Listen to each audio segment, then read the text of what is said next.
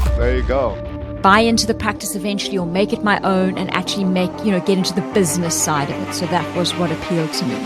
10 years of medicine. Wow. 10 years of medicine, and I think it was around 8 of finance.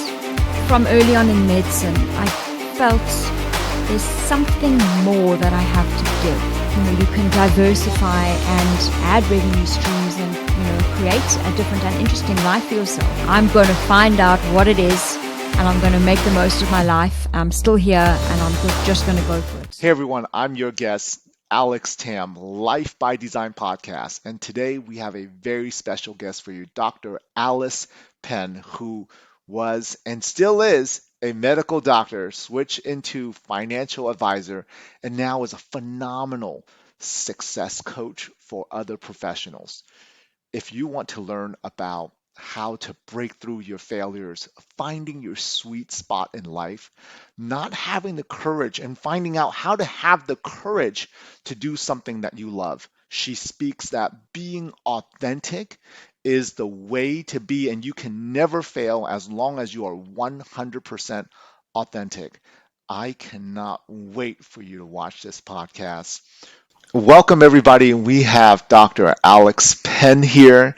She is phenomenal. We are excited to have her on our show. She went from being a medical doctor, still a medical doctor, to financial advisor, and now being a coach. Very interesting life.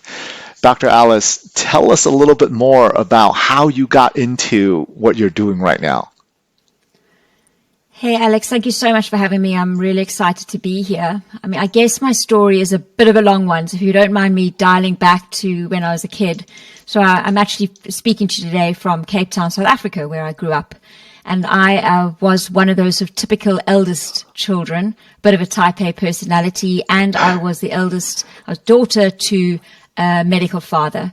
So I'm sure that lots of doctors out there have got medical parents, and you understand the sort of dynamics of growing up in a family like that. And I also have a very high achieving mother. And so I myself, I think, took a lot of this on and was one of those kids that did pretty well at school. So when I got towards the end of school and I was looking at, I think in the US, you call it college. Here we call it university. It seemed a logical thing for me to do medicine, although I'd never really had a strong desire, or I'd never really thought this would be for me. I think there was a bit of me that felt perhaps this would be the right thing to do. This is what the kids who are doing well are doing. My dad is a successful doctor. This looks like maybe in some way I'll be a good person. I'm helping others, and what could really be wrong about this choice? So when I got into medical school, I went ahead, and the system here is a little different. So I went straight after school, but I was only 17. So I was really young to make such a big decision, and I started medical school.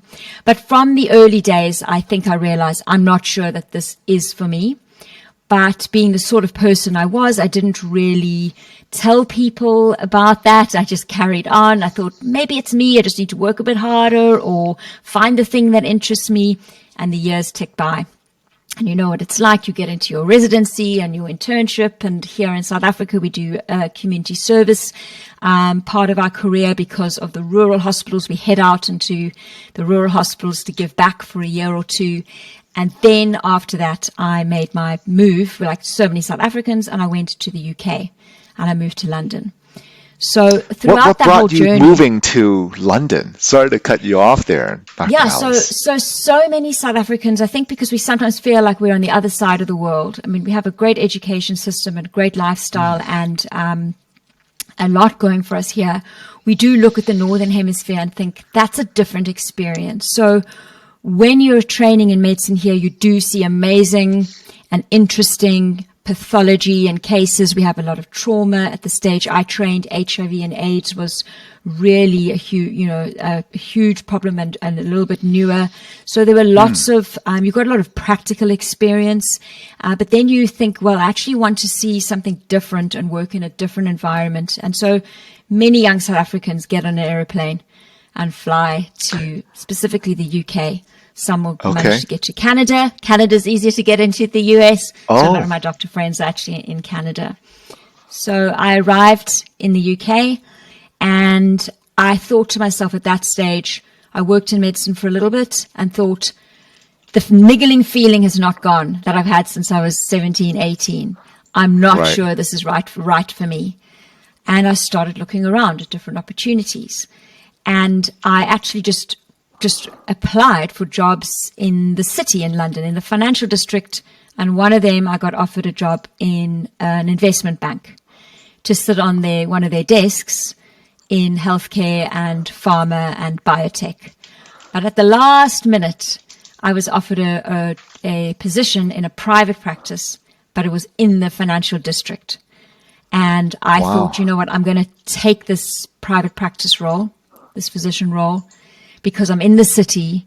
Perhaps I can buy into the practice eventually or make it my own and actually get into the business side of it. So that was what appealed to me.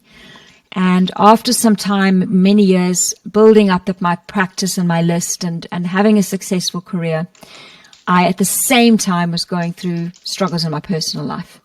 And I guess struggles in my marriage, and I was experiencing physical health and mental health challenges, and I guess getting quite burnt out. Yeah. And I then was forced to reconsider, okay, now I really should do something different. And that's when I made the very big career pivot to work for one of the big four firms in finance, in their deals, in their corporate finance team. And yeah, I was made an offer and I took it and I never looked back. And I did that again for several years. But yet I still hadn't faced some of my own personal challenges. So Now, although I how had a long? thriving career, I How did how 10 years long? of medicine. Yeah. And 10 then years I of think it medicine. was Wow. 10 years of medicine, and I think it was around 8 of finance Okay. for one of the big four. And that was fantastic. I absolutely loved it. And I, was doing well. But again, I still had this feeling, I feel like I have more to give. I still had this dream that I'd like to work for myself. And at that stage, my marriage did end. And I was again quite burnt out. I wasn't in a great place physically and mentally. My sister had just had her second baby. And I thought, you know what? It's January in London. It's cold. It's dark. I feel a little bit rudderless, a little bit on my own. And I packed 2 suitcases and I got back on an airplane and I came back to Cape Town to be closer to my family. And then not long after that, COVID hit. So I'm still here. But in that time, I began the process of figuring out, okay, Alice, you're going to take the step to work for yourself, to do something for yourself, to follow your dream, to start your own business. And now that's taken me to the place where I am now, in my coaching work and trying to scale that up and getting back into speaking. And that's where I am today. Wow. That's exciting. You moved from Cape Town to UK, back to Cape Town, right? Tell Correct. me when a lot of the medical doctors, when they're watching this, they're probably thinking, what made her go from being the medical doctor to finance after 10 years of being a medical doctor? What was that switch where it was like, I want to go into finance. Let's bring it back a little bit. I guess from early on in medicine, I felt there's something more that I have to give. I had this feeling, and this is what I work with my clients to do, that I'm not using all of my innate skills and gifts. So I'm doing well, but I'm not really making the most of who I think I really am as a person. So as I was getting more business type opportunities in the private practice I was in, we were in the financial district. So I was giving a lot of advice to big banks and law firms about the well-being of their employees. But this meant I would also have to go in and pitch and win work and actually be involved in the business development side of things. And I absolutely loved it. So I started realizing I am more in my sweet spot doing some of the business side of things. I also had so many patients who were in that world, and I just loved talking to them about what they did. So I was in a fortunate position that I could really think about what I needed in order to thrive in a different environment. And your theme of your podcast being the life by design, I realized that up until that point, I'd probably been a little bit on autopilot. Yeah. So I needed to actually think like, look, Alice, like, okay, there are lots of things you can do and then you're good at, but where are you in your sweet spot? I say to my clients, when you find your flow, your success will grow. So where are you more in your flow? Where are you going to be at your best? And through talking to people and making connections and networking, I realize, and I always find this quite interesting, is that as a medical doctor, you are a consultant, you're an advisor. You're talking to somebody, you're taking a history, you're understanding the root of the problem, you work with them to make a diagnosis, you talk through how to investigate and find a way forwards. And it's no different to being in finance. You go out, you see your clients, you understand their problems, you work with them to create a solution, you help them implement it and take it through. Again, in the work I'm doing now, it's really no different. So I realized that there were lots of skills that I could transition over. So for me, although it is such a radical pivot and people look at me, if I go to a dinner party, people will just, their jaw is on the floor. Well, how did you do that? You know, I said, actually, there's a lot that you can carry over.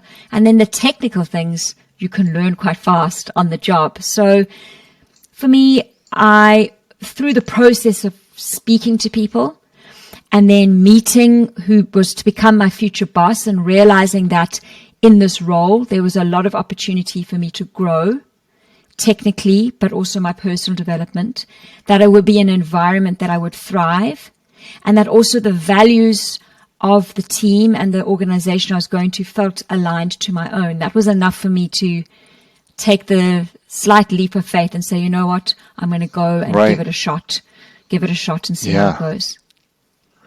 Wow. I know that a lot of doctors, when I went into school, like what you said, was because their parents were doctors themselves.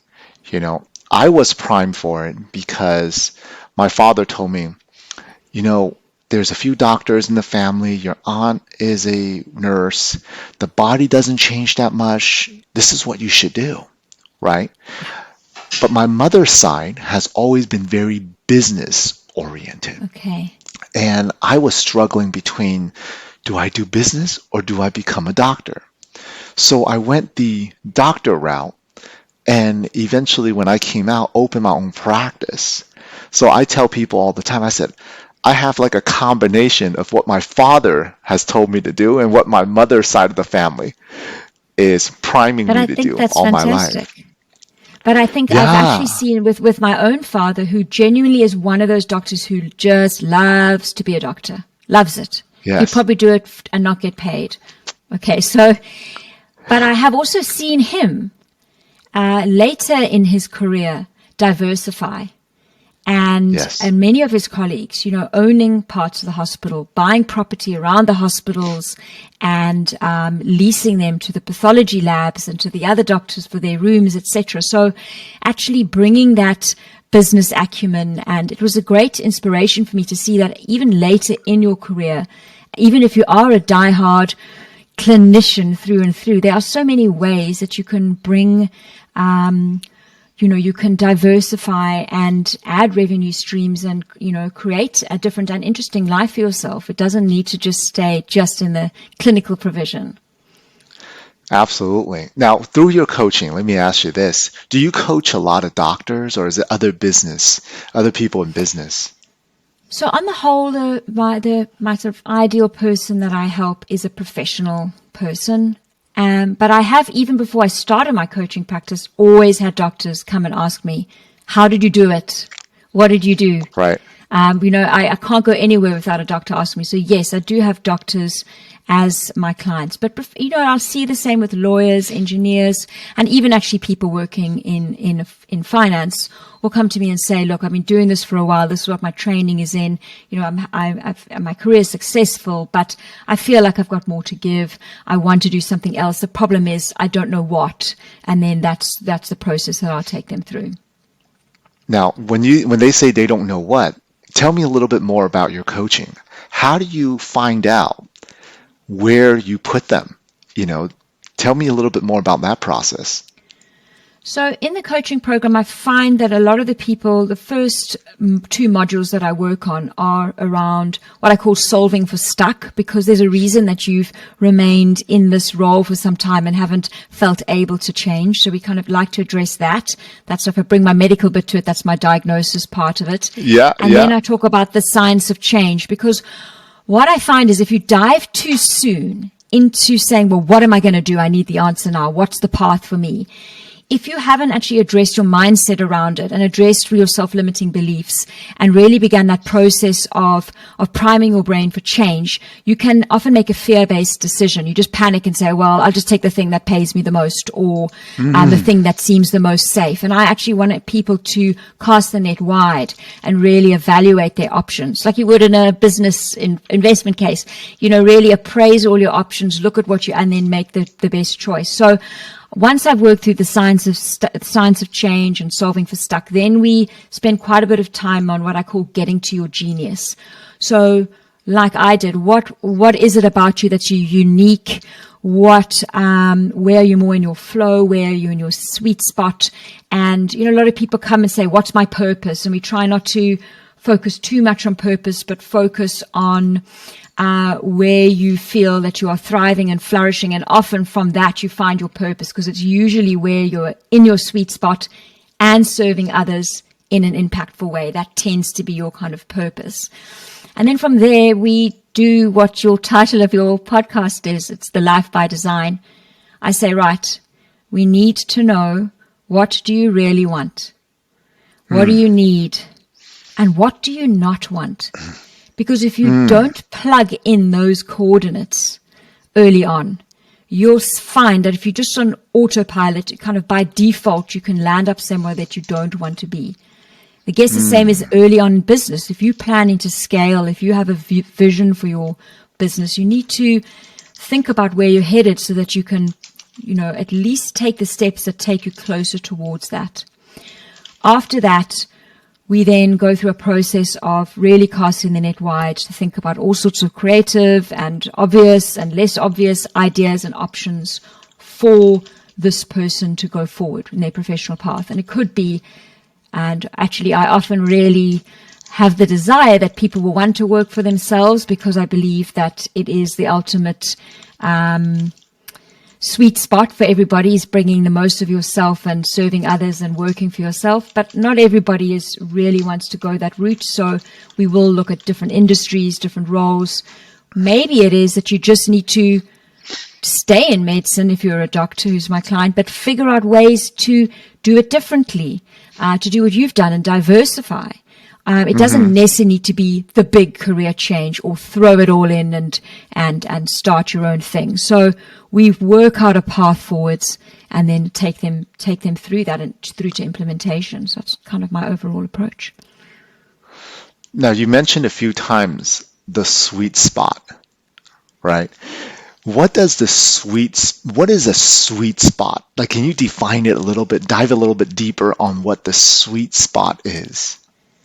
Look, you hear so many people talking about flow and sweet spot. And for me, what it means is that feeling you have when you are performing some sort of task, some sort of activity, something you're doing where you have got the right level of being challenged. So that sort of enjoyment where this is a little bit hard. I'm challenging myself, but I'm getting through it, like I'm succeeding, but it's not so hard that you can't make progress. And the sort of the feeling that you have, like, wow, I love doing this thing, I'm good at this. I'm doing it without having to second guess myself too much, and often it just comes from small little moments throughout your day. So I'll say to somebody, I remember Jay Shetty describing this when he was asked, how did you figure out what you were good at doing? he said he started by thinking, well, what do I enjoy? Okay, I enjoy football, but I'm not that good at football. So it's not that football is going to become my career. But he started picking down what he enjoyed was being in the change room, talking to the rest of the team. Okay, what a bit about it? It was helping them with the mindset. It was around the coaching. So he narrowed it down more and more. It was him in front of a group of people. That is actually where he was at his best. So trying to follow some of it's around enjoyment, but also just where you feel I'm actually making the most of who I am as an authentic person. I'm not trying too hard. I'm trying just that right amount. And it just takes self-awareness and a bit of work to start to notice where that really is. Wow. Thanks for sharing that. What are some of the top limiting beliefs that you have seen from professionals? There's quite a few things. One of the things that stops people making a change is the sunk cost fallacy, that I have spent 10 years, 15 years of money and time invested in this profession, and this means that am I throwing that away? And I try and say, look, if you know deep down that this is not for you, then think of it like a bad investment. At some stage, you're going to have to pull out. So if you just continue to throw your time and money in it, it's throwing good money in after bad. So we try and talk through that. The other self-limiting belief is that often in professionals, I see a really strong identity attachment, kind of like ego, but identity attachment to being a doctor, being a lawyer, or Oh, whatever yeah, it is. absolutely. Like that title, So to right? let go of that, yeah. To Yeah. let go of that is a big deal. Like if you had to tell me you can't put doctor in front of your name anymore, I think I would struggle, if I'm honest. So I think that is one of them. But at a deeper level, you'll be surprised how many people have a deep-seated belief that they perhaps just aren't good enough. If they were to just be who they are, without following the dictums of their parents and what society has expected of them. For someone like me, I did well at school. I know if I work hard enough and focus, I can do well in most things. But if I want to drop all of that and say, go with really being 100% Alice, 100% me, and go for it in whatever it is that I want to do, the risk is a lot higher. Because what you're saying is I'm exposing myself and I'm just going to completely go for it 100%. If I fail then, does this mean that deep down I'm not good enough? So I think that the fear of failure is such a big one for people. This idea that I'm doing well enough, it's good where I am now, and if I do something different and I fail, what will that mean for me? My identity, how I feel about myself, what other people think about me. So I think that's one of the big things that we work through. Oh, I've definitely experienced that myself. I remember in high school, bringing it back, when I was on the swim team, and I was really good at breaststroke and Okay. freestyle. And that Okay. was it. And they said, hey, why don't you try butterfly? And I said, Oh no. well, what if, and I was so fearful of what if I don't get first that I just never really tried it, Yeah. because I knew what I was good at, but I just didn't, the fear of failure did not allow me to just jump in and try it. I bet that happens to a lot of people that you A coach lot. through. Is that like And the I think, biggest breakthrough people have? I think it is. And I think the other thing is realizing, especially I find in my women, and I struggle with this, is perfectionism. It gets you only so far. So for a long time, you can perform well, do well, try and do everything really well. But it reaches a point that it holds you back and limits you, because if you're not prepared to let go and push yourself into that discomfort where you do risk failing, then you can't really break through your own glass ceiling. And you need to be able to try and do that and actually fail and learn and keep rising and trying again. So I think the sort of perfectionism is a tricky one, because it gets people so far, and then they actually, especially when you get a little bit more senior in roles, you realize I'm going to need to, if I really want to go to the next level, I'm going to have to let go a little bit. So again, something that takes a bit of courage, a bit of work, but is very rewarding when you actually try it out. What has been the biggest transformation that you have seen, without giving any names, like from one profession to the next, one of your clients that you have worked with? One of my clients, when I met him, he's an engineer, but he had a lot of the people that come to me, I think maybe it's the age that they're at, but also going through personal struggles, perhaps relationships. He'd had a bit of a difficult few years, and he'd kind of lost sight of himself a little bit and just stayed in this default mode going forwards. So there was a lot of work, but he has now completely leveled up. He's in a similar industry, but quite a different role. And he's completely transitioned. He's earning a lot more. He's feeling good about himself. But at the same time, he's also started a small business and something that he's really interested in. And that is taking off and growing. So perhaps over time, that will take over and the other one can. So that was a great result because he's earning more. He's feeling good about himself. He's able to provide for his family. He's got diversification in his revenue streams. And now he's set for, really looking more positive as he's heading into his 40s and beyond. So for me, that was a great result. That's awesome. So, Dr. Alice, what does a lot about your professional life, what does your personal life look like nowadays? So, as I said, I'm back in Cape Town, South Africa. I touched on the fact that I had a troubled marriage. And unfortunately, and it's always some reason, it's still so much shame attached with saying that you have a failed marriage. But yes, I was married for 11 years, got divorced. And I did actually think, it was a really low point in my life because there was a lot of financial impact on me and on my health and mental health. And it took a lot for me to pick myself up. It's probably the lowest point in my life to really realize I'm on my own. No one is coming to save me. It's time to dig deep. There's a reason for me. I'd had very serious health problems, which I won't go into great detail, but I felt at the time, there's a reason for me to still be alive, and I'm going to find out what it is, and I'm going to make the most of my life. I'm still here, and I'm just going to go for it. So in the last couple of years, I have a wonderful partner, and I'm closer to my family. So I have 2 nephews and 1 niece. I don't want to get it wrong. My sister's 3 kids. I never had children of my own, unfortunately. So these 3 little children bring great joy to me.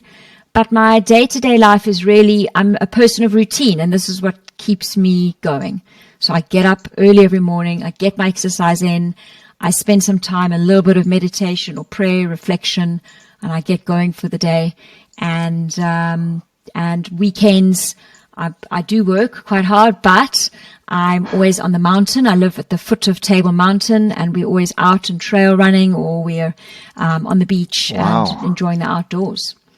So you got the beach and the mountains. How far is the beach and how far is the mountains from you? From where I'm sitting right now, I could walk to the ocean in under probably 5 minutes, and I could either get in the car and drive 5 minutes to the base of the mountain, or if I really wanted to walk up a steep hill, I could walk up the back of where we stay and get onto sort of the base of the mountain. So, and I grew up like that here, so it was quite amazing. I mean, my dad surfs and he's in his 70s. So yeah, it's an interesting lifestyle. Yeah, it's good. I've heard great things about Cape Town, and seeing tourism has just been amazing out there. Is that still going strong, tourism, even with COVID, or how's that going? Obviously, we took a massive knock during COVID, and we are a real country of very wealthy people and people in extreme poverty and high unemployment, etc. So there is that real juxtaposition, and COVID obviously made that a lot worse. This time last year, we were facing being on a red list. That meant that we couldn't leave and nobody could get in and out. So our COVID rules were really strict for quite a long time. but the tourists are back and we love it. It's very favorable for most exchange rates to come and visit here, so I always recommend it. And there's so many things to do, so it is a great holiday for sure. Now, is Cape Town a place that you plan to stay in long term, or are you going back to the UK, or? So I would love to actually move to Northern America, whether it's the US or Canada. And my partner, he works for one of the big tech. So we're hoping that he might get an opportunity, but there's a recession on, so we'll see. And I always have the opportunity to return back to the UK, and it still is a second home to me. And a lot of my business networks and contacts and actually family and friends are there. So I suspect in the next year or two we'll make a move for sure. Okay.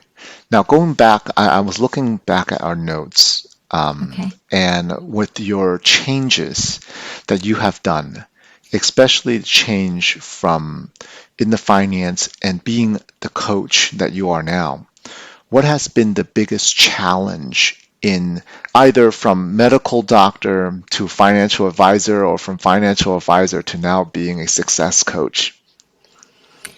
I think let's just go medicine to corporate finance first of all. I think probably the biggest challenge is you are arriving in an environment that you are completely unfamiliar with. You're leaving an environment where you know how to succeed, you know how to do well, you know how to get things done. So that is a big change. And also going from being the go-to person to going to be the person who's asking everybody else for help. So I remember I didn't really know much about operating Excel, and now I had to start building financial models. So you can imagine me going around asking the sort of more junior people, excuse me, how does this work? So that was a bit of a reality check. Leaving finance to being in working for myself. I think overall going from being salaried to working for yourself is a huge change. Exciting. It's what I signed up for, but as I mentioned earlier, it's down to you, your actions. Yes, you can have off days, but you know that no one is coming to save you. You need to get up and stick at it and be consistent, and it is down to the buck stops with you. And there are nights that I have felt terrified. Completely terrified, like what if, but you just keep going. So it's that mindset shift that is the big change, but so rewarding. But don't let anyone fool you. You will have sleepless nights. You'll wake up in cold sweats. It will be there, Yeah. In real estate, I've worked with a lot of entrepreneurs in real estate that will always say, "Oh, I want to quit my W-2. That's my goal, being a real estate investor." But they're always so fearful of what if this doesn't work out? What if that doesn't work out? Did you have any support, or was it a community that supported you through this? How did you find the courage to say, "You know what? This is what I'm going to do"? Well, I thought some of it was because I had hit this all-time low after my divorce and thought enough is enough. I have lost my path. I have lost my way. I need to get back to being the person that I know that I can be. And I really need to fulfill my potential and make the most of myself. So part of that was a very, very, very strong drive. Like, it's now or never. You're going to do this.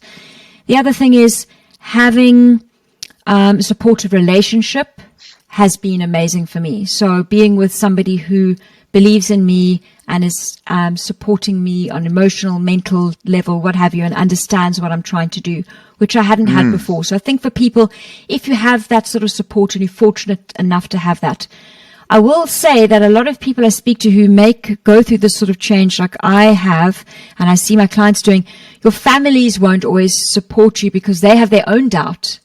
They're like, why would you? So you have to be prepared to find support elsewhere. So sometimes you'll hear from your friends and your family, they think you're a little bit barking mad. So don't expect that everybody's going to lift you up. So for me, one of the joys of or let's say one of the benefits that came out of the pandemic for me was this Zoom environment. The fact that I'm part of Mm, entrepreneur and business networks all over the world, giving me opportunities like this, that is one of the things that has really helped me to surround myself with the right people who are doing similar things. that's awesome. Thank you for sharing that. One of the last things I like to always ask is if you were to talk to someone who's just getting out of college or jumping into college, someone in your exact shoes, whose parents were medical doctors, they've been priming them since they were kids, right? Oh, they buy them the operation game and take them around work, right?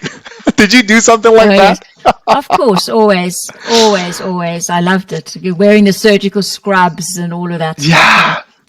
Yeah, yeah. And, you know, but then the same person deep inside felt like, am I just doing this to make my parents happy? Or do I really want to do this? What would you tell them to make sure that they're making the right decision for them? What would you say to them if you had like 5 minutes to tell them something?